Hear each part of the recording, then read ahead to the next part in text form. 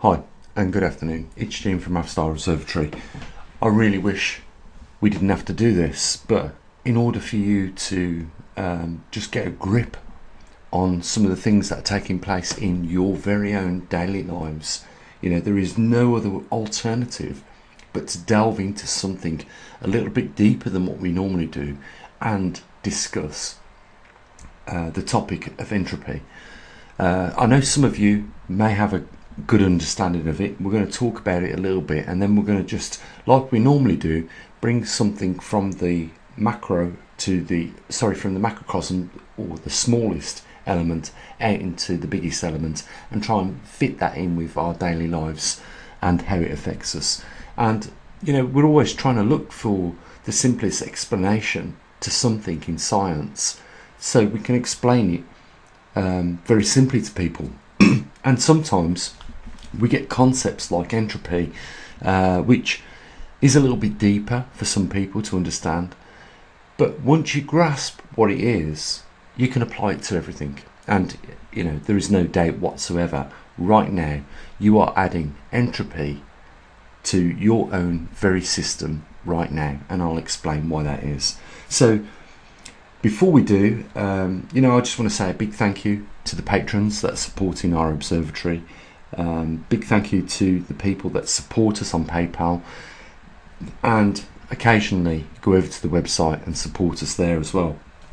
But I really want to give a big shout out to Philip yesterday, who made more than average donation to the channel in order for us to try and overcome some of that deficit that we've built up over the last 19 months being in the pandemic. And the reason for that is, as you would understand, is that the general public fund our observatory, and they've felt the pinch just as we have and everybody else has. And it led to a deficit building up to around about £10,500 at the moment, and we've still got ongoing running costs of the observatory every month. So I asked our subscribers here on YouTube and on the website if they would just do a little bit extra to try and relay some of that costs, help us get back into the green of the observatory so that we can continue an undisrupted service as of January next year. So big thanks to you, Philip, for your contribution. And I can say this now: it wouldn't take many people, if they was to do the same as what you did, to bring us straight into the green. We do have more people than what we need. It just needs a few more people to help out. Okay, let's get into entropy and then how it affects us. And there's going to be something coming up in this video which is going to shock you. But I hope you realise that after we discuss this topic, entropy, and I show you something else a little bit later on, you'll understand, hopefully, what we're all up against and how much things need to change. Before I do, I just want to discuss something I was talking about in yesterday's video. It didn't have a lot of views, and it's a shame that it didn't, because we need to start asking the question, are we on the right track? Is humanity right now doing the right thing? And you're going to understand at the end of this video why I talked about entropy at the beginning of it. So entropy is a thermodynamic quantity representing the unequivalent of a system's thermal energy conservation into mechanical work, often interpreted as the degree of disorder or randomness in the system. And you can see there too, a lack of disorder or predictability, gradual decline into disorder. So that probably doesn't mean a lot to you right now, so I'll just explain what that means. If you've got a problem and you decide to do something about it, the moment you decide to do something about it, you have added an increase in the entropy in the system. and it can be any particular system. The fact that you have even just thought about it means that if we go back right down to the nitty-gritty, chemical reactions have happened in your brain and energy has been released into the system, so we've added entropy into the system. If you tackle any problem whatsoever, let's say we've got a car and we want to improve that car, then we're going to first of all add that chemical energy into the thought, and then later on add energy into the process of building it. What we're doing is consuming energy or adding energy to the system, and we can have lots of different systems. You've got your own system as a parent, as a person. Your daily life starts off with you doing something. The moment you do something, you add entropy to it. So we're always adding entropy to a system. And if you want to make something better, then understanding this means that you have got to add something to it. So if that is a negative, that you've got to add something to it, then you've got to know at the beginning that you've got to do some more harm in that case for something to get better. Now, I was talking about yesterday in the video about the species of Homo sapiens, where we started back off as hunter-gatherers in majority. We realised that it was consuming a hell of a lot of our time.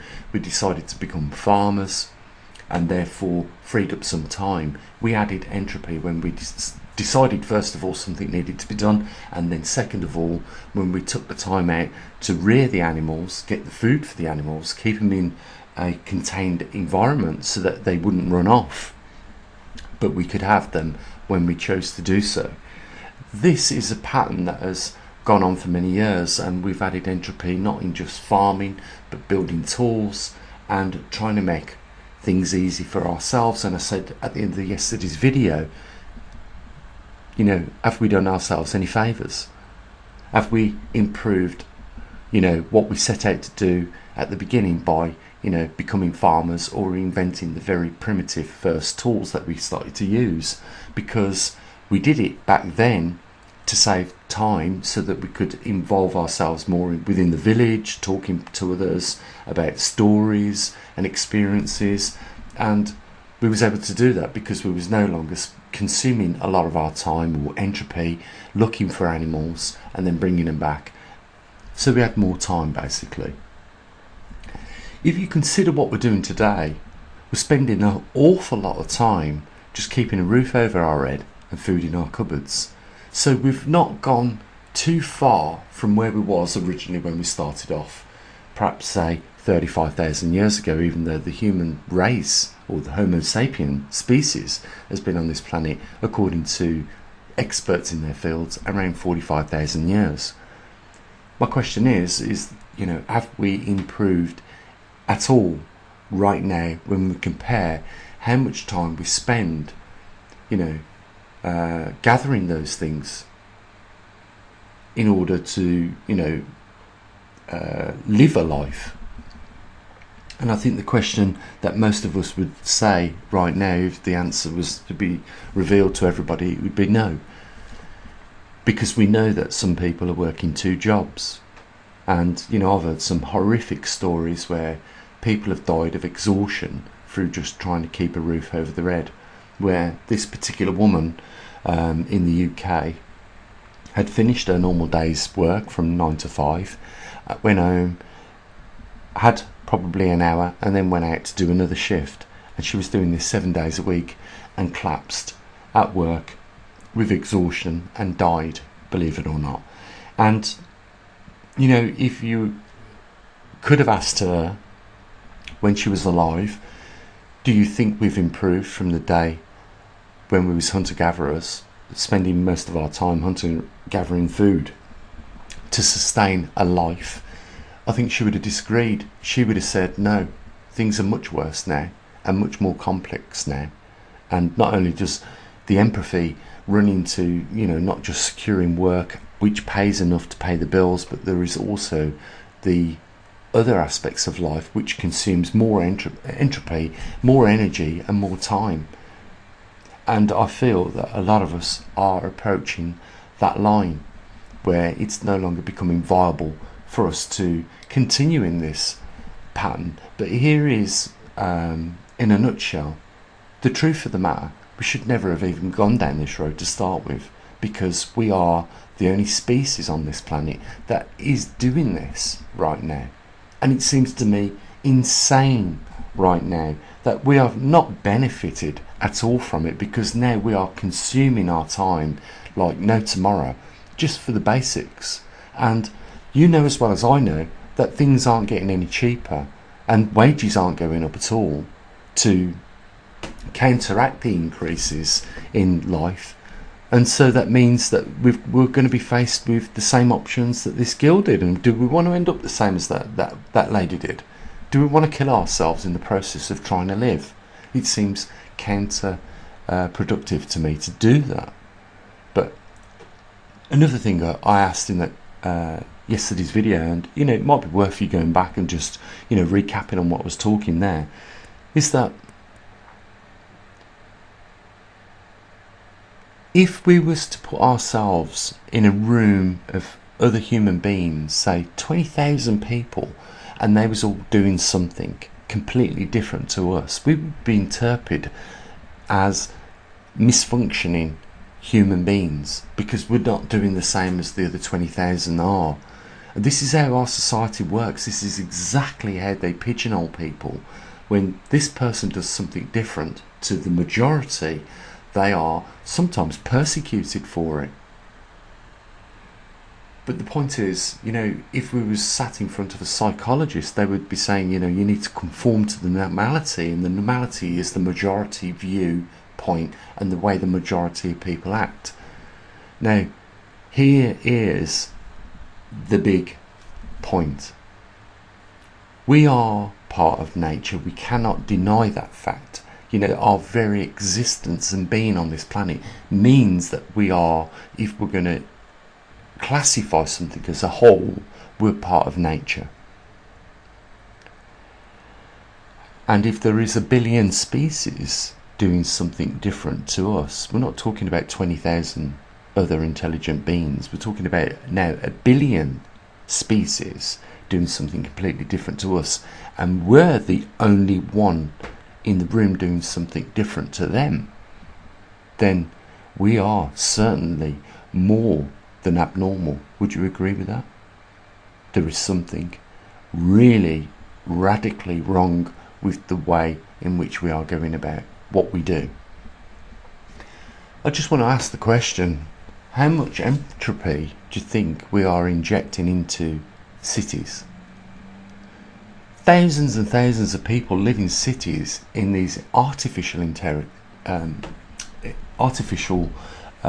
environments, and the only way it can be sustained is by bringing in logistics of food, electricity, energy, etc., etc. They can't sustain the amount of human beings unless there is this constant flow of logistics going into the system. So, what I'm trying to do here is give you an angle on, the level of entropy which is being injected into the system. Or, we could easily say the amount of effort which is being injected in the system to keep it going. And at the time that we're doing this, we're constantly adding entropy to it. And, the level of entropy is always and constantly going to increase as time goes on. And I think if you know this, then the only way I think out of this system is probably what we're already seeing some people do, and they may have come to that conclusion without even realising the scientific aspects of entropy, and that is being self-sufficient and getting off the grid and having as least to do with the system that is in place that we see right now. I just want to add something else before we close up this subject. It's about now what levels the organisations and global governments are going to those levels in order to keep the amount of entropy being injected into the system. You can't avoid it. It has to be done. In order to keep the system going right now, in order to keep these artificial environments going, more work will always have to be done. And if you understand that now, you'll probably benefit from understanding that, in the fact that things aren't going to ever get cheaper. You're going to have to work longer and longer hours, and in the end you will end up like that woman. You know, if you continue going along with this system when you know it's already broken to the point where even entropy can't top it up at that most level amount, because you know there is a level which has already been established. It's the level that that woman died through exhaustion. She couldn't keep up with the system that she was in.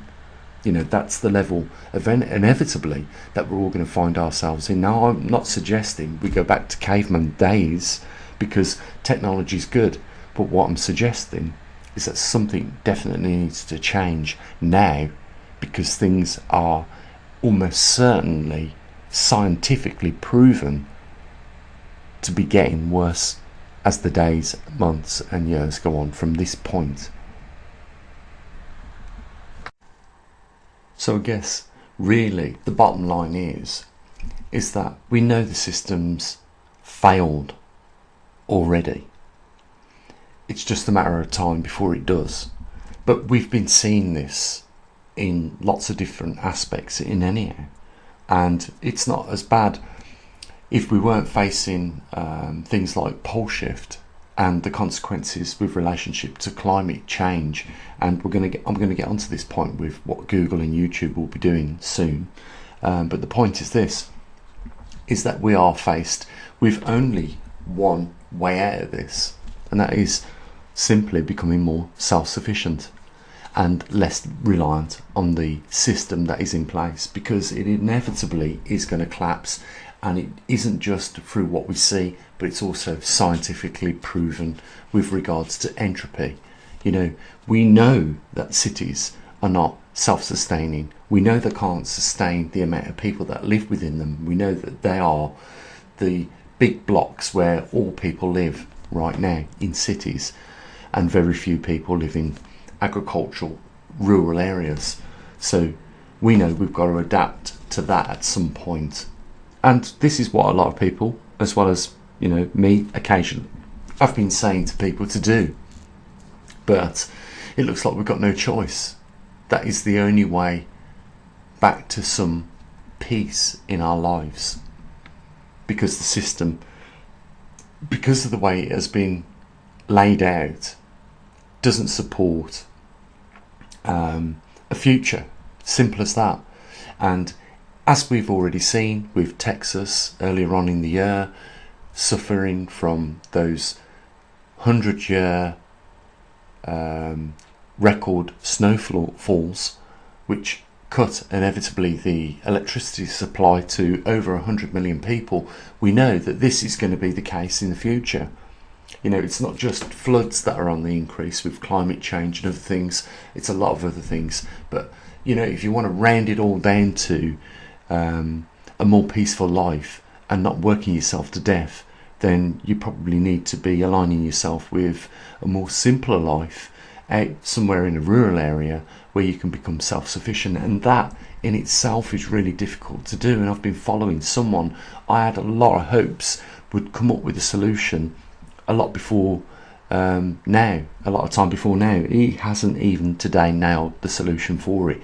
I don't know if you watch him. It's called The Real Astronaut, and he's had an extensive approach to sustaining families in a very small contained environment. His hope was to produce enough crops in a container size unit that would support a family, and not to this day had great success, although he has learned a hell of a lot of things, and I think people can learn from what he's had and tried and made those mistakes by. He's an NASA, was at NASA, should I say, potential astronaut, and he's taken his now educated approach to doing this, because I feel he still has a connection with NASA. If ever we're going to colonise Mars, we're going to need food, and such an environment where, you know, it's container size, because it's always going to be coming down to size and weight with space travel, at least at the moment. Things are going to have to be miniaturized, and they're going to have to be highly efficient, and, you know, certain crops are going to, you know, obviously be the ones that have favoured over others because of their short growth period and their high protein content and things like that. So the other thing is the energy, really.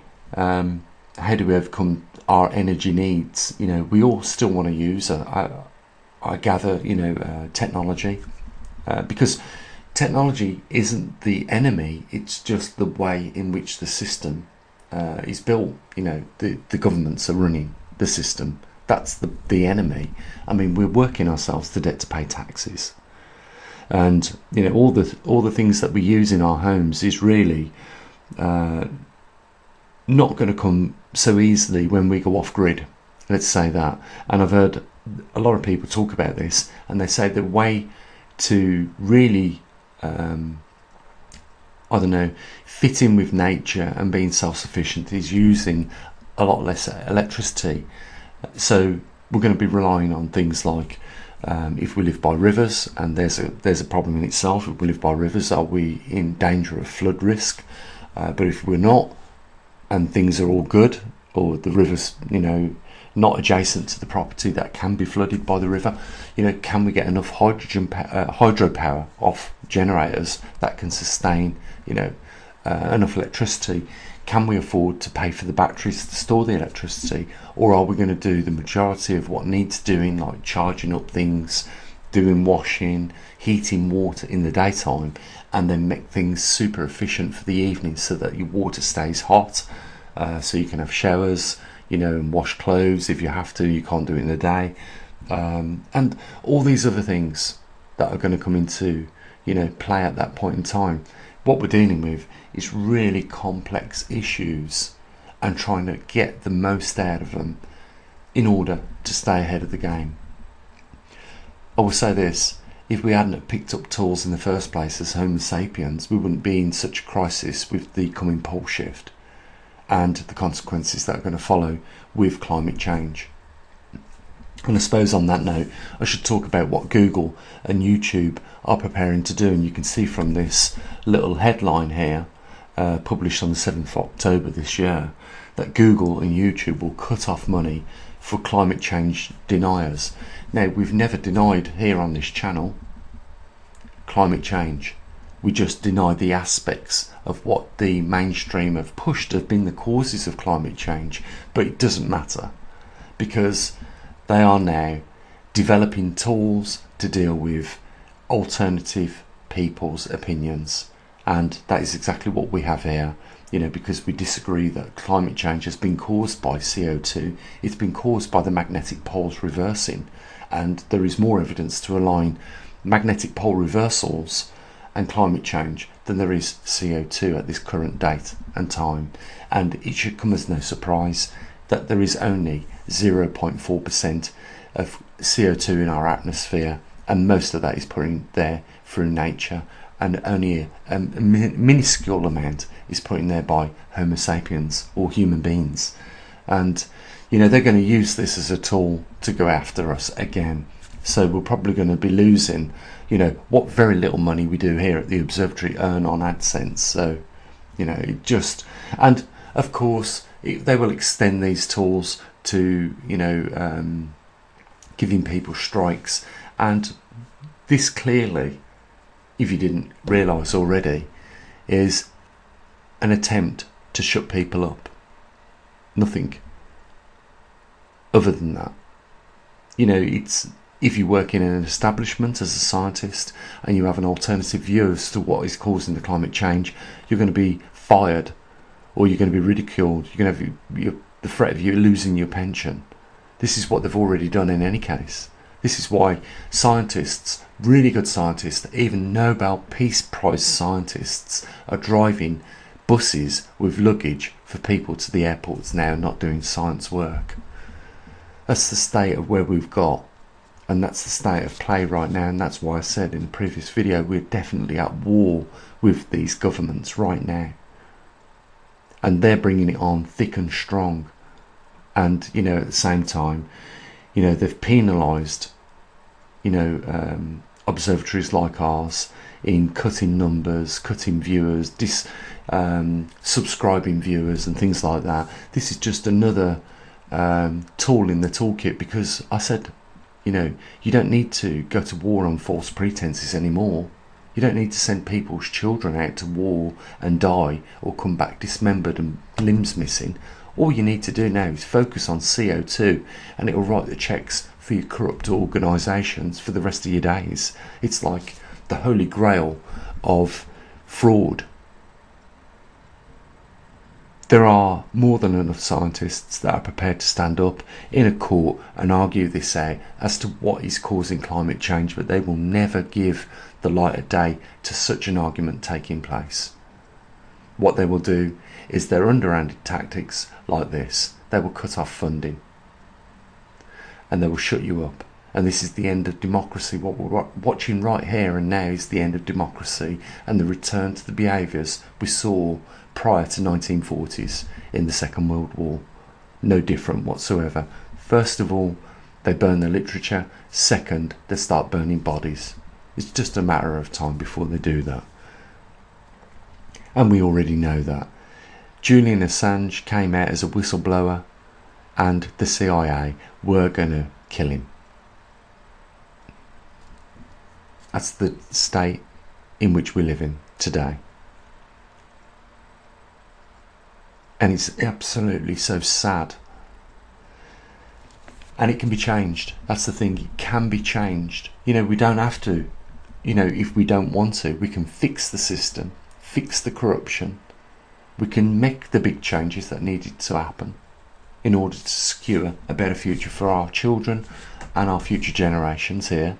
And we should do that in any case, because I've always been in the opinion, when you use something or you take ownership of something, but when you pass it on to somebody else, it is in a better condition than what you received it. And that is exactly, I think, the mentality that we should have. We should partake in being here on this planet, but when we pass it to our future generations, it shouldn't be a worse environment, it shouldn't be a worse place to live, and there shouldn't be so many hardships. We should be working to make life better for the future generations.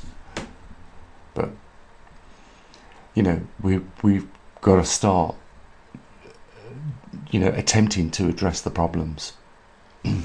Talking about entropy today hopefully has given you an understanding as to the system that's in place and the amount of entropy that's been added to it pointlessly, needlessly. So in order for me to talk, you know, to give you an idea of where we're going, I had to talk about entropy at the beginning of this video so you scientifically understand that principle and apply it to where we are right now.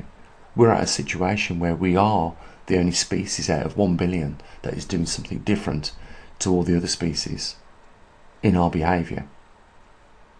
And if you ask me the question, does that make us the intelligent species on this planet? I have to question that, because we've definitely segregated ourselves from everything else alive on this planet as of this point.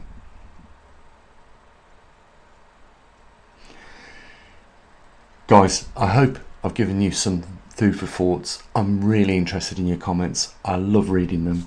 I just want to say a big thank you to Philip again for his donation towards the observatory yesterday. And you know, we still do have a big deficit to try and, you know, relieve ourselves by January this year. We've got 3 months. It can be done. It just needs you know, the right sort of people to step forward. Hopefully those are you guys that are listening to this right now. I think the only thing to say is, you know, there's down in the comment section somewhere where you can make a donation to the observatory if you want to. And the other thing is, you know, just start making some plans. The writing's on the wall. Hopefully we've clarified that in this video, and we will do in more videos to come until we get the majority on board of what's happening. We'll continue fighting. So the only thing to say is, as what I usually do, and that is bye for now.